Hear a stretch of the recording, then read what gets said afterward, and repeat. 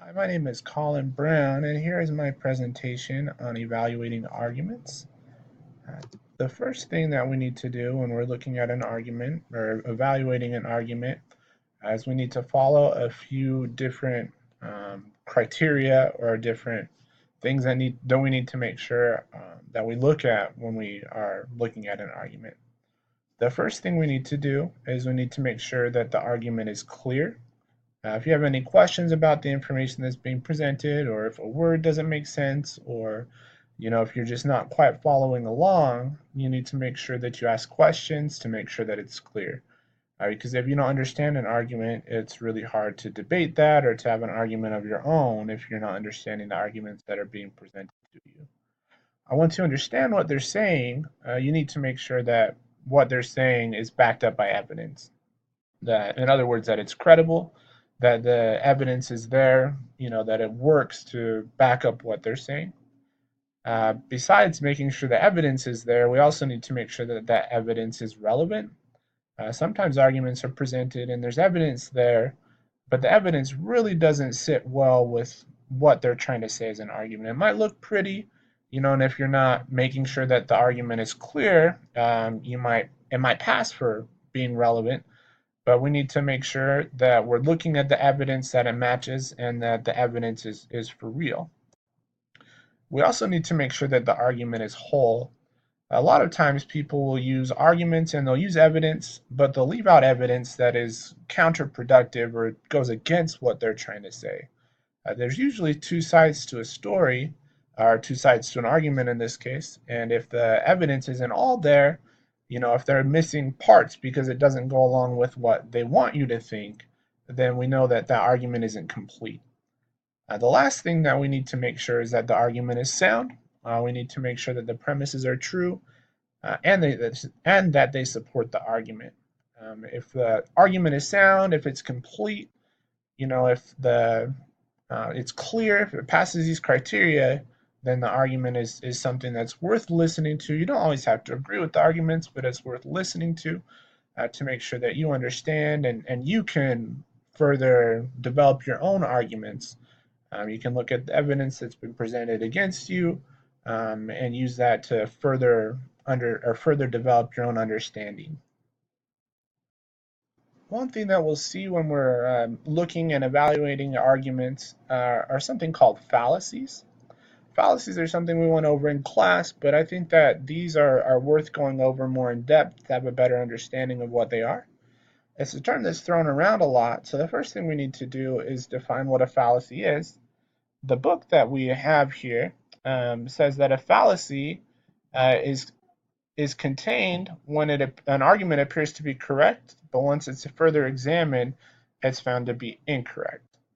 We can have formal fallacies. Formal fallacy is where the argument is just invalid. It's not really hitting on anything else, but it's just wrong. Or where it's an informal fallacy is where the argument is emotionally persuasive, but it's missing logic to back up what it's saying.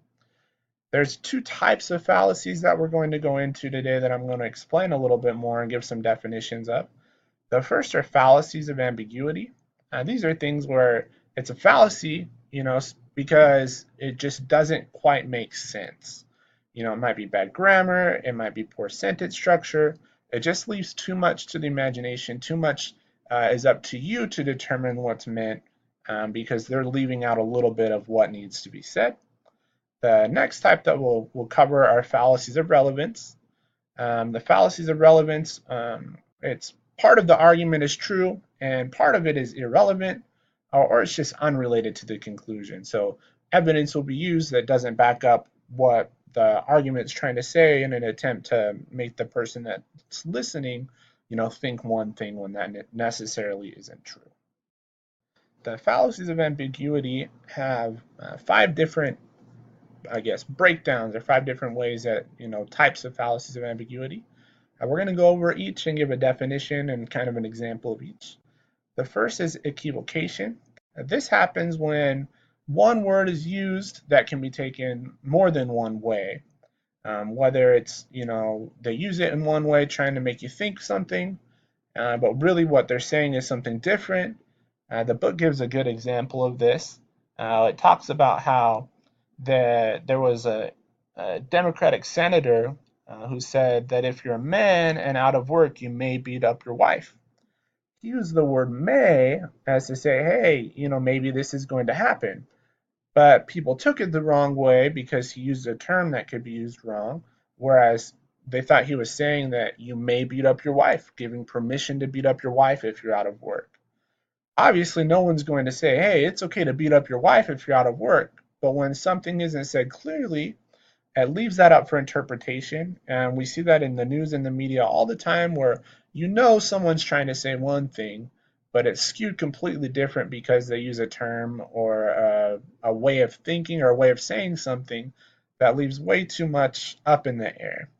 Those are fallacies of equivocation. Fallacies or amphiboles happen when there's a grammar error where it makes, leaves again something that can be confusing.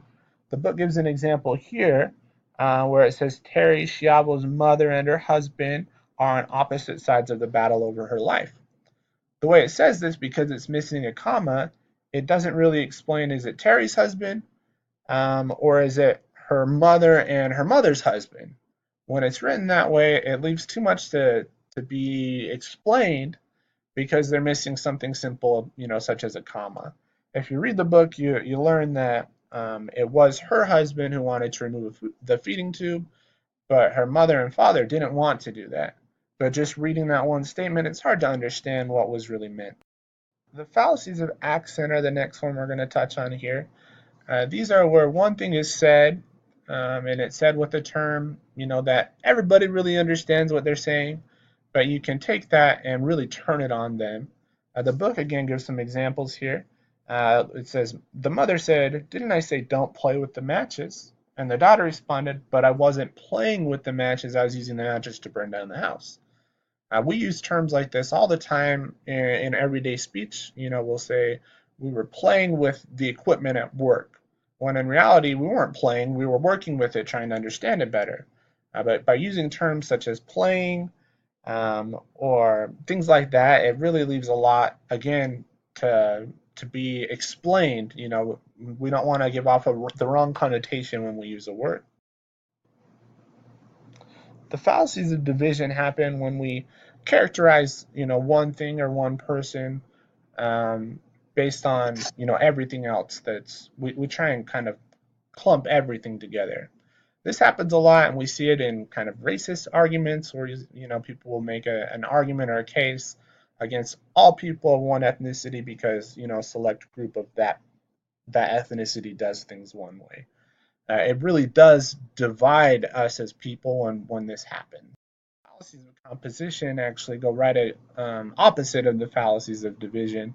That book again uses an example of, if the rooms in the hotel are small, obviously the hotel has to be small. So it's an argument that's there. It doesn't really make sense, but it's something that we'll see. A lot of arguments that we see in the book, especially, are kind of on the scale that don't really make sense. We wouldn't really see in real life, but these are things that we see all the time. We just have to pay attention when people are talking, and especially in politics and in sales. Fallacies are really used when people are trying to persuade someone to do something or to make a choice or to buy something. So we need to always be on the lookout for those, as we're kind of exploring our options. And the fallacies of relevance are fallacies that honestly we fall for more often than we do with the fallacies of ambiguity. Sorry, I had a little bit of a mishap in my notes there. The fallacies of relevance, there's a couple different options here. The first one that we see is the ad hominem. This is a personal attack. So if we can't really, we saw this a lot. Let's just go back to the presidential election that we had, a couple years ago. I don't feel like either of them were the best candidates, and I feel like they knew they weren't the best candidates, and instead of them building themselves up, they tried to tear the other person down. They couldn't really argue the points that were being made, but they could attack the person that was there.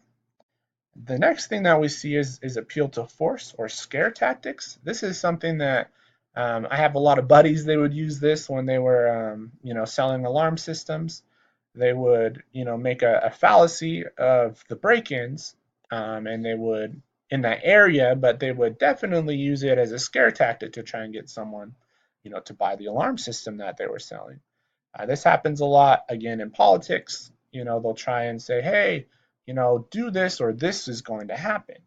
And it's something that we see a lot. Appeals to pity are really just us trying to make people, or whoever's doing the fallacy, they're trying to make someone else feel bad for them, so that they don't have to pay some sort of consequence. In the book, it uses the example of a speeding ticket. It says, oh, my boyfriend broke up with me, so please don't give me a speeding ticket. I'm already having a really bad day. The person speeding, that doesn't really correlate with them having a bad day or their boyfriend being broken up with or having broken up with them. But they use that as a kind of a way to manipulate or make someone feel bad for them. This happens a lot. It happens more in personal kind of relationships than we'll necessarily see on the national spectrum or in advertising. But it is something that we do see. A lot of times we don't even realize that that's something that we're seeing or noticing there. Popular appeal is something that happens all the time. I guess I just used a fallacy there as well. But a popular appeal is, hey, everybody's doing it, so it must be correct. It's kind of that bandwagon approach, or your parents will always say, hey, if your friends jump off a cliff, are you going to follow them? Just because the group or the majority of people are doing something makes it right. That right there is going to be the popular appeal. When we use that as our evidence, when we say, yeah, everybody else believes it, so it has to be correct. The appeal to ignorance, though, goes almost opposite, and not opposite of popular appeal, but it deals with us saying, hey, no one's proven that something is wrong, so it has to be correct. The book uses UFOs as an example. Hey, we've never seen UFOs, so that means that they don't exist. But we see this a lot, again in politics and in arguments that way, where, hey, this hasn't happened, so it's not going to happen. Or, hey, we haven't found this out, so it can't be true. That's something that, that's argument is used a lot. Generalization is just when we commit the fallacy there, where we use a small group or a small sample size to come to a conclusion. And fallacy is when we will use the other person's argument and distort it or leave part of it out in an attempt to discredit them. Red herring fallacies are when we try and kind of go off on a tangent or get people to forget what we were talking about. I'm not gonna lie, I'm definitely guilty of this. When I'm in an argument with someone and I realize that I'm wrong, I try and get away from the fact that I'm wrong because I don't want that to really come out. But in the end, fallacies are definitely something that we see a lot. It happens in our personal lives, it happens in the media, it happens in the news, it happens in politics. But there's something that we need to watch out for so that we can be on the right side of the argument and understanding what's actually being said and what's actually happening.